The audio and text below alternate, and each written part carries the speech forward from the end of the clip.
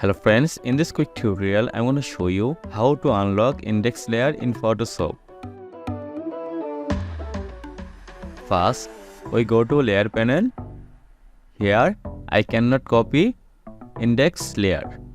Also, this icon line cannot working.